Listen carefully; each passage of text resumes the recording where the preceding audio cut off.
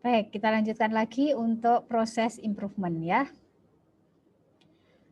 Proses improvement atau peningkatan proses, jadi banyak perusahaan perangkat lunak itu yang menggunakan atau melibatkan peningkatan proses ya, proses improvement sebagai cara untuk meningkatkan kualitas dari perangkat lunaknya. Jadi peningkatan proses bisa meningkatkan kualitas perangkat lunak. Kemudian juga bisa mengurangi biaya dan juga mengakselerasi proses pengembangan mereka. Nah, apa itu proses improvement atau peningkatan proses? Peningkatan proses adalah atau berarti gitu ya, memahami proses yang ada sekarang, kemudian merubah proses-proses ini untuk meningkatkan kualitas produk dan juga mengurangi biaya dan waktu pengembangan.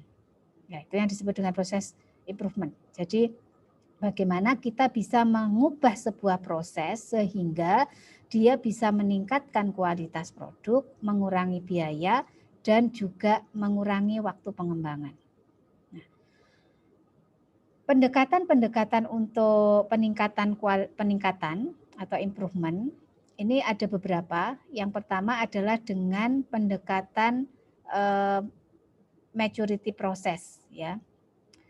Proses maturity ya. Yang kedua adalah dengan pendekatan agile. Nah, pendekatan maturity atau kemapanan ya, kemapanan proses itu fokusnya pada peningkatan proses peningkatan dan manajemen proyek serta memperkenalkan pengembangan atau pelaksanaan praktek-praktek pengembangan perangkat lunak yang baik. Nah, itu yang disebut dengan pendekatan maturity ya. Nah, level dari proses maturity, kematangan ya, maturity itu kematangan. Kematangan itu merefleksikan extend pada teknik-teknik yang baik atau praktek-praktek manajemen yang baik yang bisa diadopsi oleh proses pengembangan perangkat lunak dalam organisasi. Ya, jadi peningkatan ini itu adalah menjalankan praktek-praktek yang baik sehingga proses itu bisa diadopsi dalam proses pengembangan.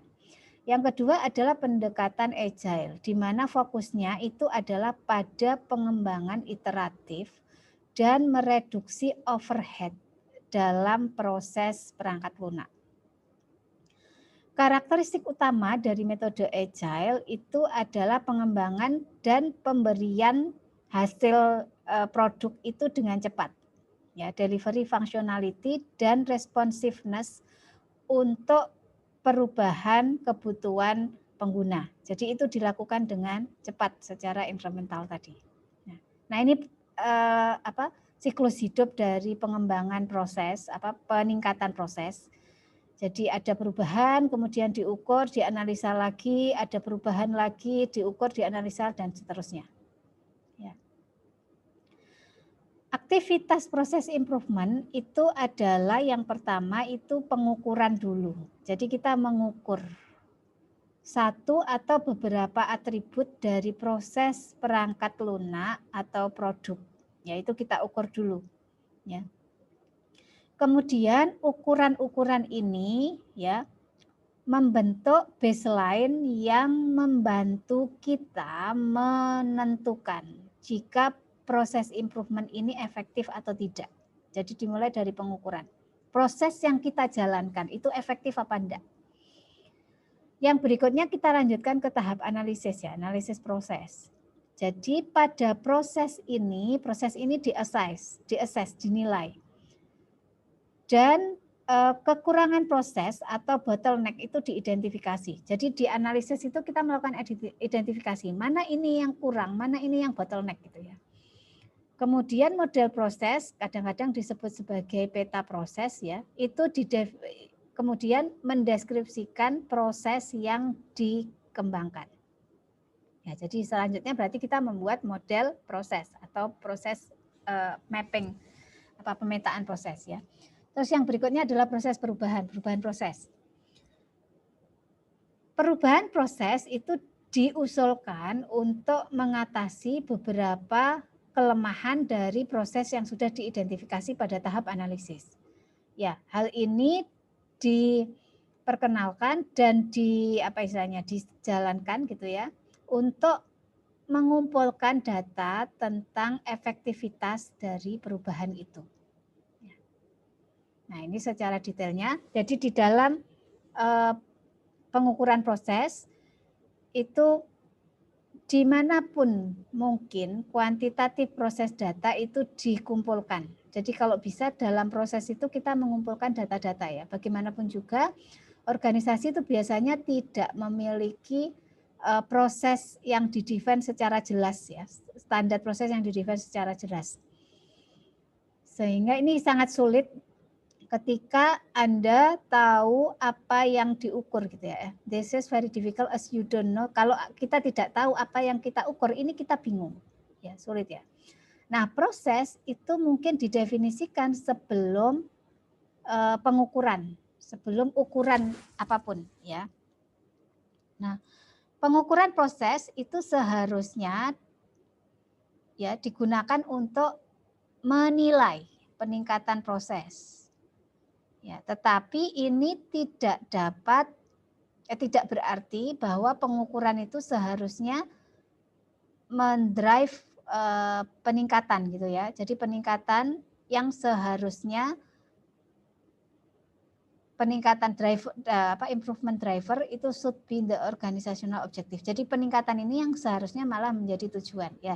Jadi ukuran-ukuran ini biasanya nanti kaitannya dengan software quality ya, kualitas perangkat lunak. Bagaimana sih kita mengukur proses yang kita jalankan gitu. Ya, ada pengukuran. Nah, untuk melakukan pengukuran itu kita mengenal yang namanya metrik proses ya. Metriknya ada apa? Time, resource, sama number gitu ya. Waktu itu diambil untuk aktivitas proses yang selesai. Jadi misalnya waktu calendar time atau usaha untuk menyelesaikan aktiviti atau proses tersebut itu kita hitung waktunya.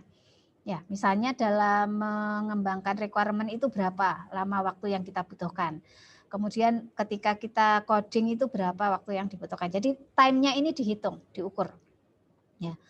Kemudian resource atau sumber daya yang dibutuhkan untuk proses atau aktivitas itu juga digunakan sebagai metrik ya. Jadi kita kumpulkan datanya lalu kita ukur. Jadi misalnya total effort in percentage itu kita ukur. Yang sudah terjadi ya maksudnya ya. Kemudian number of occurrence of a particular event. Jadi jumlah dari defect yang dikumpulkan itu juga diukur. Nah, ini kapabilitas level maturitas itu ada dari level 1, 2, 3, 4, 5. Yang paling bagus di level 5 ya. Jadi initial, manage, define, quantitatively manage, dan optimizing. Ya. Kemudian ini model maturity capability SEI. Jadi ada initial, essential, uncontrolled, repeatable, product management procedure, define and use, kemudian define, manage, and optimizing. Ya, jadi di dalam ini kan tadi level maturity-nya ya dari berapa tadi 1, 2, 3, 4, 5 ya. Kalau kita masuk di level 1 apabila apa? Dia essentially uncontrolled. Jadi tidak terkontrol. Itu berarti kita masuk di level 1. Kalau sudah repeatable, jadi product management procedure, define and use. Jadi kita sudah punya manajemen produk ya. Jadi prosedur untuk memanage perangkat lunak sudah didefinisikan dan sudah digunakan, itu berarti kita masuk ke level 2. Kalau proses manajemen prosedur dan strategi itu ada strateginya ya, ketambahan sama strategi itu didefinisikan, maka kita masuk ke level 3, define. Kalau kita menggunakan strategi manajemen kualitas, jadi ada pendefinisian strategi manajemen kualitas dan kita menggunakan strategi manajemen kualitas tadi, maka kita masuk ke level 4, manage ya. Yang berikutnya adalah optimizing. Proses improvement strategi, define and use. Jadi bukan hanya kita menentukan dan menggunakan strategi dari manajemen kualitas, tetapi kita juga menggunakan strategi untuk peningkatan proses. Maka berarti kita masuk di level 5. Begitu. Nah, apa key point yang kita dapat dari keseluruhan materi tadi? Bahwa proses perangkat lunak itu merupakan aktivitas-aktivitas yang melibatkan aktivitas-aktivitas dalam memproduksi sistem perangkat lunak. Model proses perangkat lunak itu adalah representasi abstrak dari proses-proses ini. Jadi yang tadi kita belajar tentang model proses ya, ada waterfall, kemudian ada incremental. Nah, itu adalah representasi abstrak dari proses ini. Model proses umum itu mendeskripsikan organisasi dari proses perangkat lunak. Contohnya model general ini itu termasuk waterfall model ya, incremental development and reuse oriented development. Nah, itu disebut sebagai model proses general. Nah, berikutnya key point berikutnya apa? Rekayasa kebutuhan adalah proses dari pengembangan spesifikasi perangkat lunak. Ya. Kemudian proses berikutnya, ini sudah masuk ke activity ya, berarti proses desain dan implementasi itu berfokus pada transformasi, menerjemahkan requirement, spesifikasi requirement ke dalam software yang bisa dieksekusi ya. Jadi menjadi perangkat lunak gitu, intinya begitu. Berikutnya ada proses validasi software ya.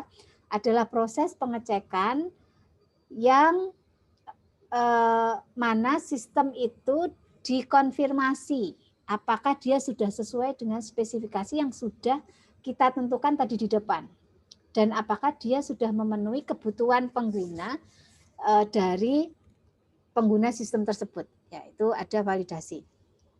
Berikutnya ada evolusi perangkat lunak ya. Evolusi itu adalah take place when you change existing software system. Jadi ketika Anda mengganti software system yang sekarang untuk memenuhi kebutuhan baru, maka itu kita sebut sebagai evolusi perangkat lunak. Ya, the software must evolve to remain useful. Perangkat lunak harus berevolusi untuk dapat digunakan. Kenapa? Karena proses bisnis berubah. Kalau perangkat lunaknya tidak berubah, maka bisa jadi perangkat lunak itu juga tidak akan digunakan gitu. Selanjutnya, proses seharusnya juga meliputi aktivitas-aktivitas seperti prototyping dan incremental delivery to cope with change. Jadi ada prototyping dan juga proses incremental yang bisa kita gunakan untuk mengatasi adanya perubahan gitu ya. Baik itu memitigasi atau mencegah adanya resiko yang terjadi dalam perubahan, atau mungkin toleransi terhadap adanya perubahan gitu ya. Nah, proses mungkin terstruktur untuk pengembangan iteratif dan delivery iteratif gitu ya, sehingga perubahan itu dibuat tanpa disrupsi sistem secara keseluruhan. Ya. Pendekatan prinsip untuk improvement atau peningkatan proses itu antara lain ada pendekatan agile. Makanya sekarang udah mulai banyak ya pendekatan agile, itu sebenarnya memang untuk proses improvement ya. Untuk mereduksi proses overhead ya, overhead proses, dan juga pendekatan jadi geared to reducing process overhead and maturity based approach. Jadi pendekatan berbasis kematangan yang digunakan untuk memanage proses lebih baik ya, mengelola proses lebih baik dan menggunakan praktek-praktek pengembangan perangkat lunak yang baik. Nah, framework maturity process SEI itu mengidentifikasi level kematangan yang penting terkait dengan penggunaan praktek-praktek dalam rekayasa perangkat lunak. Baik. Itu semua materi yang bisa saya sampaikan yang terkait dengan proses pengembangan perangkat lunak. Kita cukupi materi kita hari ini. Semua materi ini saya termasuk PPT-nya ya, saya ambil dari buku Software Engineering-nya Ian Sommerville. Terima kasih. Assalamualaikum warahmatullahi wabarakatuh.